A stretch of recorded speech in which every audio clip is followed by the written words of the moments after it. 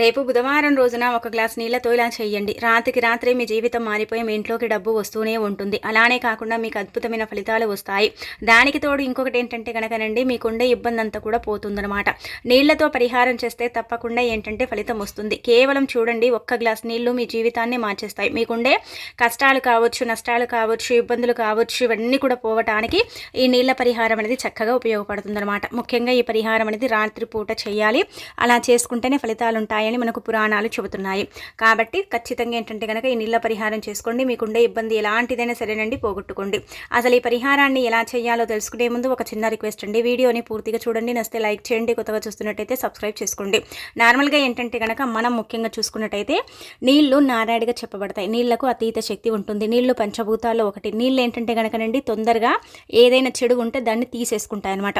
నీళ్ళ వల్ల అనేక ప్రయోజనాలు ఉన్నాయి. నీళ్లు ఏంటంటే కనుక మానవ శరీరంలో కీలక పాత్రని పోషిస్తాయి.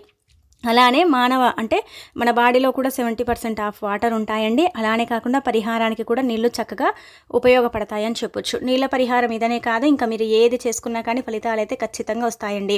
ఇందులో మనం 2 పరిహారాలు చెప్పుకుందాం. ఈ 2 కూడా మీకు తప్పనిసరిగా ఫలితాలను తెచ్చిపెట్టే పరిహారాలే, అంటే ఫలితం పొందుతారనమాట. ముఖ్యంగా మనం చూసుకున్నట్టయితే ఏంటంటే కనుక నీళ్ళ పరిహారం అనేది పర్ఫెక్ట్గా పనిచేస్తుంది. ఎప్పుడు చేసినా సరేనండి తప్పక ఫలితం అనేది మీరు పొందగలుగుతారనమాట. దేనికోసం చేసినా సరేనండి అది ఇంకా రాదన్న సందేహం ఉండదు, వస్తుంది ఖచ్చితంగా అంటే మనకు ఆశే ఉంటుందన్నమాట. అలా పరిహారం అనేది ఉపయోగపడుతుంది. నీళ్లతో చేసే పరిహారాలు మనకేంటంటే 100% ఫలితాలు ఇస్తాయని చెప్పొచ్చు. అందుకే బుధవారం పూట చక్కగండి మీరు ఏం చెయ్యకపోయినా పర్వాలేదు, ఈ నీళ్ళ పరిహారం చేసేసుకోండి, సరిపోతుంది. మనకేంటంటే కనుకనండి చెడు కళలు వస్తూ ఉంటాయి. కళల వల్ల మనం చాలా సఫర్ అయిపోతూ ఉంటాం. కళలు వచ్చినప్పుడు మనం భయపడిపోతూ ఉంటాము. అసలు కళలు ఎందుకు వస్తాయో కూడా కొంతమందికి తెలియదు అనమాట. అలానే కాకుండా కొంతమందికి ఏంటంటే కనుక కళలు వచ్చినప్పుడు భయం వేస్తూ ఉంటుంది.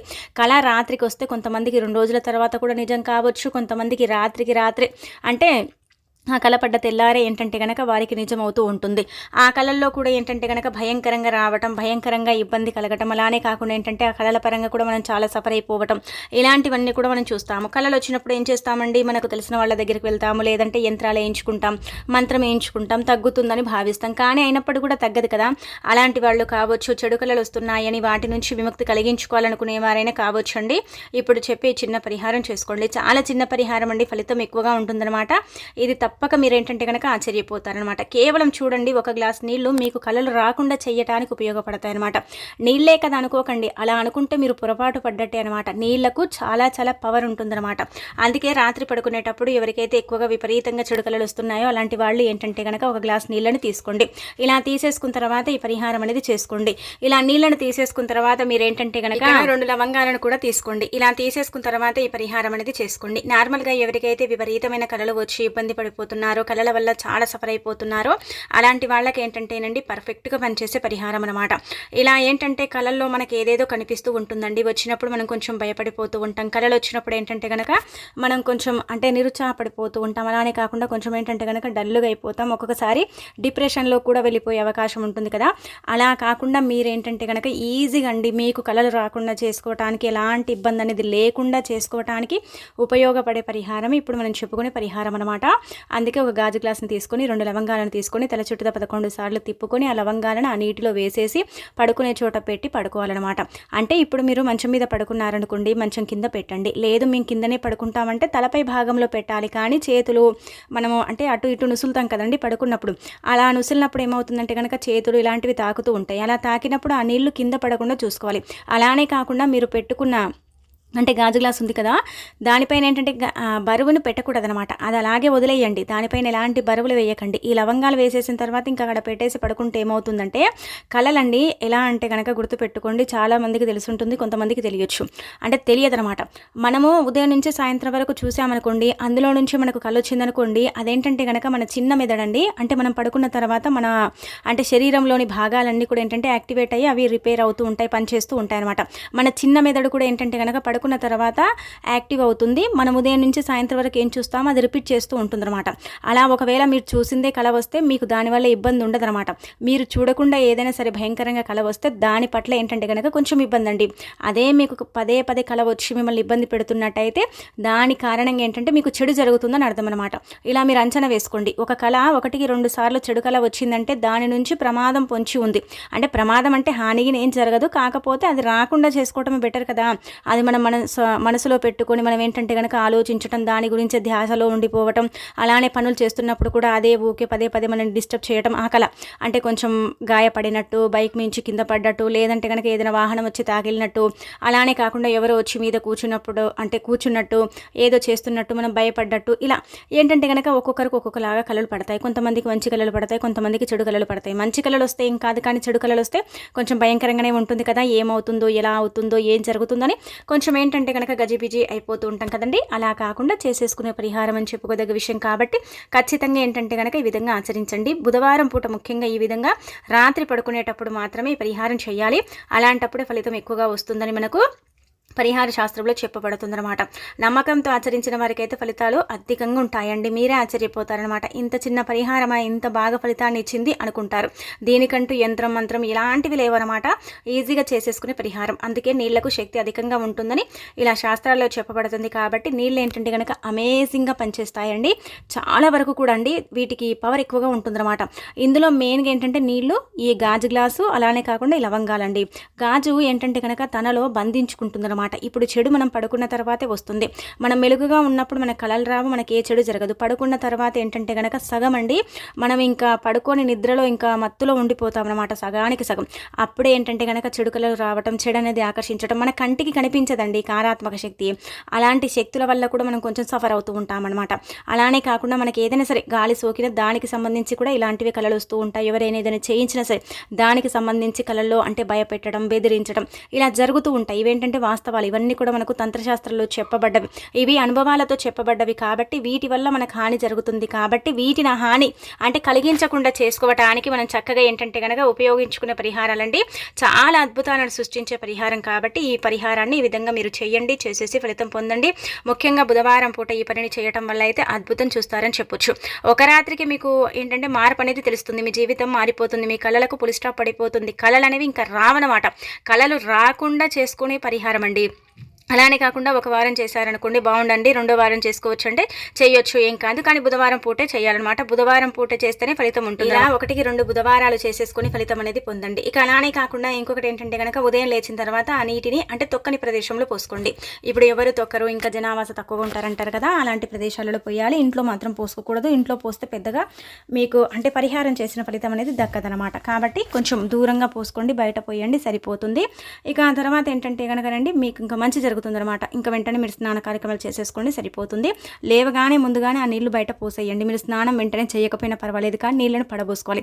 ఎందుకంటే రాత్రంతా కూడా మనం పెట్టుకుంటాం కాబట్టి మనకు తెలియకుండా అందులో ఎన్నో శక్తులు ఉంటాయి, ఎన్నో ఏర్పడుతూ ఉంటాయి. ఇది చాలామంది నమ్మరు, కానీ నిజమండి. వాస్తవానికైతే అందులో మన దగ్గరకు వచ్చే అంటే ఇప్పుడు మన చుట్టూదా అంటే ఆవహించే నెగిటివ్ కానీ, చెడు కానీ, దిష్టి కానీ, దోషం కానీ ఇవన్నీ కూడా ఏంటంటే కనుక ఆ నీళ్ళు అబ్జర్వ్ చేసుకుంటాయి అనమాట.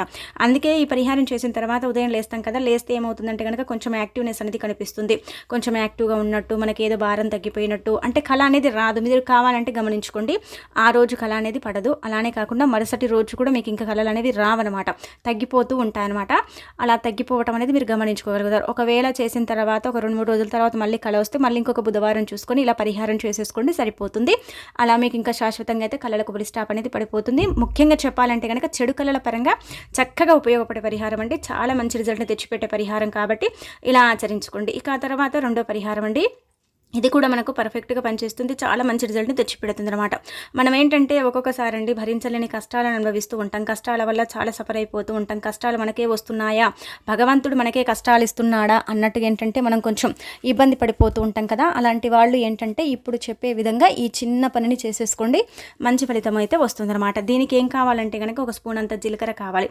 జీలకర్ర ఏంటంటే కనుక సుగంధ ద్రవ్యాల్లో ఒకటిగా భావిస్తారు. జీలకర్రను కూడా ఏంటంటే కనుక ఇలా సుగంధ ద్రవ్యాల్లో ఒకటిగా చెప్పబడుతుంది ఉంది జీలకర్రకు అత్యంత శక్తి ఉంటుంది. జీలకర్రతో చేసే పరిహారాలు కూడా తప్పక పనిచేస్తాయి అని చెప్పొచ్చు. అందుకే జీలకర్ర అందరి ఇళ్లలో ఉంటుంది కదా, దీనికోసం మీరు రూపాయి కూడా ఖర్చు పెట్టాల్సిన అవసరం లేదనమాట. ఇలా ఈ విధంగా జీలకర్రను తీసుకోండి. తీసేసుకొని ఇప్పుడు చెప్పే విధంగా చేసుకోండి. ఏ కష్టమైనా సరే, ఏ సమస్య అయినా సరేనండి, దాని నుంచి మీకు విముక్తి కలుగుతుందన్నమాట. జీలకర్రతో ఏంటండి పరిహారాలు అనుకోవచ్చు, కానీ జీలకర్ర ఏంటంటే చాలా అద్భుతాన్ని సృష్టిస్తుందండి.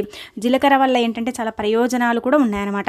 ఇలా మీరు జీలకర్రతో పరిహారం చేసుకుంటే తప్పక మీరు చేసిన అంటే పరిహారం అనేది సిద్ధిస్తుందన్నమాట. అందుకే ఒక తెల్లని కాగితం తీసుకొని అందులో కొద్దిగా ఒక స్పూన్ అంత జీలకర్ర తీసుకోండి. అంటే చిన్న టీ స్పూన్ అండి, పెద్దది ఏం అవసరం లేదు.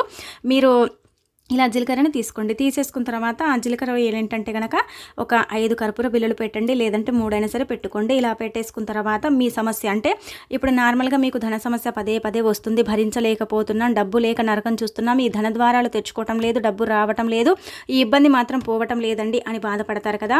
అలాంటి వాళ్ళు ఏంటంటే కనుకనండి ఇలా మీరు అంటే ఈ పేపర్లో అంతా కూడా మనం పెట్టుకుంటాం. తెల్లని కాగితం తీసుకోవాలండి, గీతలు రాతలు ఉండకూడదు. పరిహారం చేసేటప్పుడు గీతలు రాతలు లేకుండా ఉండే పేపర్ని తీసుకొని మాత్రమే పరిహారం చేస్తే అది అది పర్ఫెక్ట్గా పరిహారం అంటే సిద్ధింపబడుతుంది, పర్ఫెక్ట్గా అది పరిహారానికి పనిచేస్తుందని అర్థం అనమాట.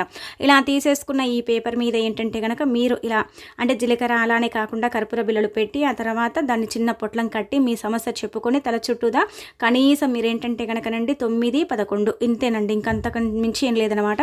9 సార్లు కానీ 11 సార్లు కానీ తల చుట్టూదా తిప్పి ఆ తర్వాత బయట కాల్చండి, ఇంట్లో కాల్చకండి. ఇంట్లో కాలిస్తే మనకి ఎలాంటి ఫలితం అనేది రాదు.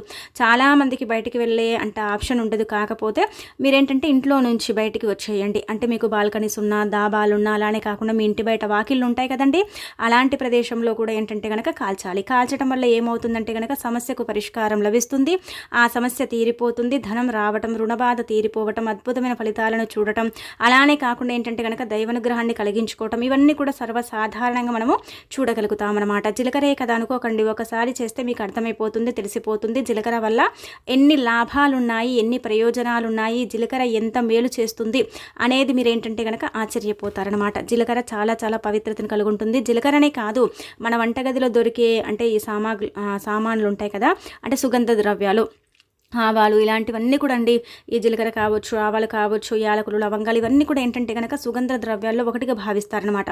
వీటికి అత్యంత శక్తి ఉంటుంది, ప్రకృతి అనుగ్రహం ఉంటుంది, దైవానుగ్రహం ఉంటుంది, పరిహారాలకు పర్ఫెక్ట్గా పనిచేస్తాయి. కొన్ని ఏంటంటే కనుక పర్ఫెక్ట్గా పరిహారాన్ని ఒకటేసారికి సిద్ధింపబడేలాగా చేస్తాయి. ఈ జీలకర్ర కూడా అలాగే అనమాట. ఇప్పుడు సమస్య చెప్పుకొని తల చుట్టూదా తిప్పి కాల్చడమే అంతే.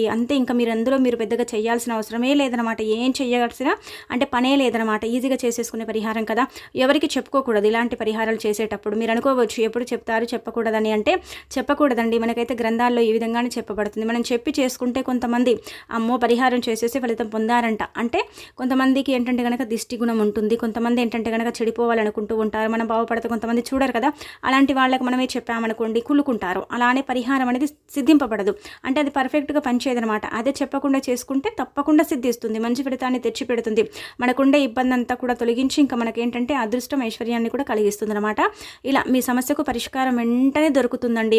అంటే కష్టం తీర్చుకునే మార్గం తెలియచ్చు, డబ్బు అంటే వచ్చే మార్గం అంటే మీరు ఎంచుకోవచ్చు, దైవానుగ్రహం కలగవచ్చు, రావాల్సిన డబ్బు కావచ్చు, స్ట్రక్ అయిపోయిన డబ్బు కావచ్చు, అలానే కాకుండా మీరు డబ్బు ఎవరికైనా ఇచ్చి మీరు మోసపోతే ఆ డబ్బు తిరిగి మీ దగ్గరికి రావచ్చు. ఇలా రకరకాలుగా మీ కష్టానికి తగ్గట్టుగా ప్రతిఫలం, మీ వ్యాపారం బాగా సాగడం, ఇలా ఏదైనా సరేనండి మీకైతే ఫలితం అయితే ఉంటుంది.